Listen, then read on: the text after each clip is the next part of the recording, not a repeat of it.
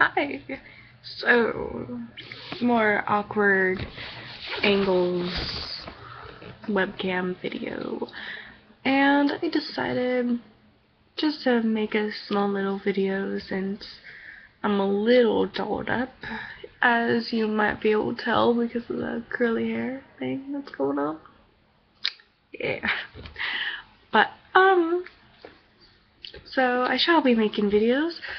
But I've been really busy because, as you guys saw from the last video, I had my sister's wedding, and then before that during that time, I had an exam to study for, which was supposed to be 100 questions, but it just ended up to be 100 points, so hey, I'm not gonna complain. And then I also had to read 2 chapters, 30 questions each, and I have to do that again before Tuesday, and today's Sunday. I'll be able to do that though. Also, I decided to take a break from schoolwork and such for a couple minutes since I had to go out, and while I was out, Starbucks! Java chip mochas. So delicious. I don't care if there's snow outside, and I don't care that this is iced, but it is delicious. Other news. My braces are gonna be coming off in March, I believe he said. So that'll be exciting. Anywho, back to the real point of this, or at least back to what I was gonna talk about. It's just so curly right here. It's just fun. I'm in a good mood, and I feel like I look somewhat acceptable. So there you go. Anyhow, I keep skipping around. I'm sorry. I don't know. But I have a couple of obsessions, and I can get obsessed with stuff a lot, but one of my obsessions, as those who know me, is books. And it's kind of the point where I realize it's kind of like hoarding. And my 2 bookcases are getting overly stacked. Like, I have books on top of the line of books because that shelf is filled and all my books are organized. But anyhow, the reason why I am starting to actually call it hoarding now is because of I always need more books, which is normal for bookworms, but when I was talking to my boyfriend, and I'm like, yeah, I really need to get rid of some room, or not get rid of some room, I really need to make another bookcase so I have some more room. And he's like, well, why don't you get rid of some of your books? And I just looked at him like, what are you talking about? You know that isn't me. You know I wouldn't do that. What are you on? And he's in there like, well, you don't read Twilight anymore, you don't like Twilight anymore, why keep them? And I'm sitting there and I'm like, because he's completely right. I stopped liking Twilight after the movies a little bit after the movies came out, I'm not gonna lie.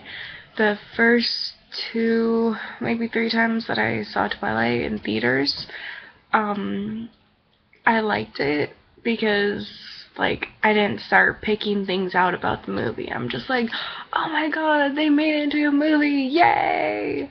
But then I was just like, wait a minute, what's going on? And then, the more I thought about it, the more I ended up thinking about the books. I ended up not liking it so much, so I'm probably never going to touch them again. Well, besides moving them, of course. But I would probably never read them again. And I have all 4 Twilight books, plus the 5th book that she came out that was another vampire's point of view. And the reason, I guess basically I have a vampire book collection that I guess I can justify my hoarding of those books as that, because majority of my books are vampire books, and I will not lie, it's the number 1 types of book that I read, and it's my favorite thing to read about. So yeah, but I guess, oh, What?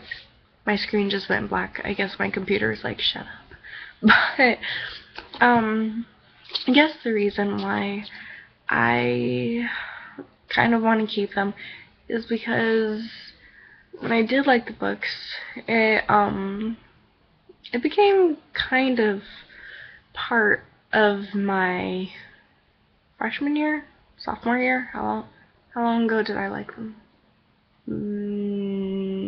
8th grade? Anywhere from 8th grade to sophomore year. It became a huge part of that. Like, I went to La Push and Forks a couple times. I went before the movies came out and after the movies.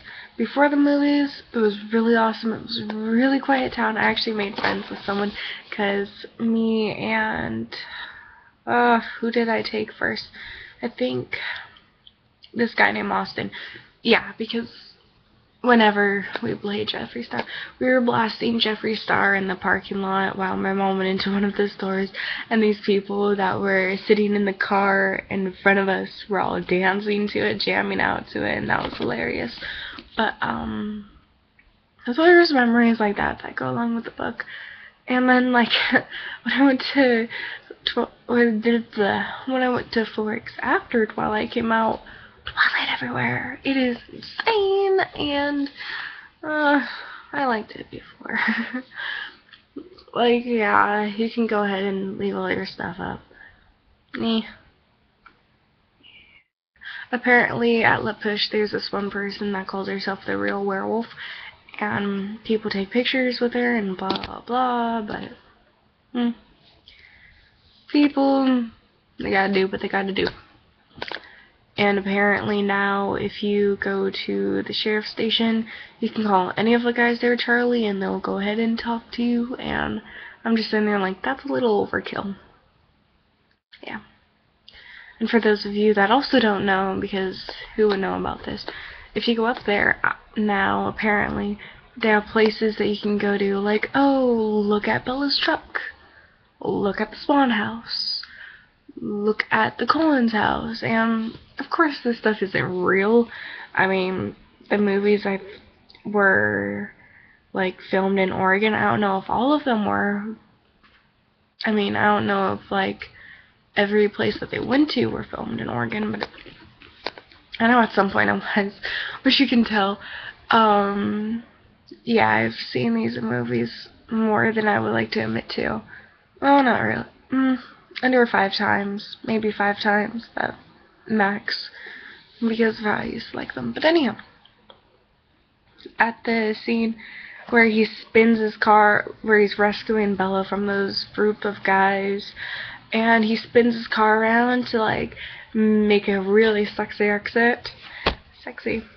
You can see that the license plate is an Oregon license plate, and the movie is supposed to be on Washington, so wow.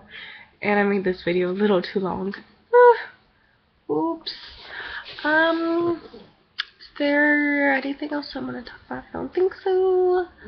I am just gonna go and disappear again until I have enough time to edit the videos that I did make. Oops. Bye.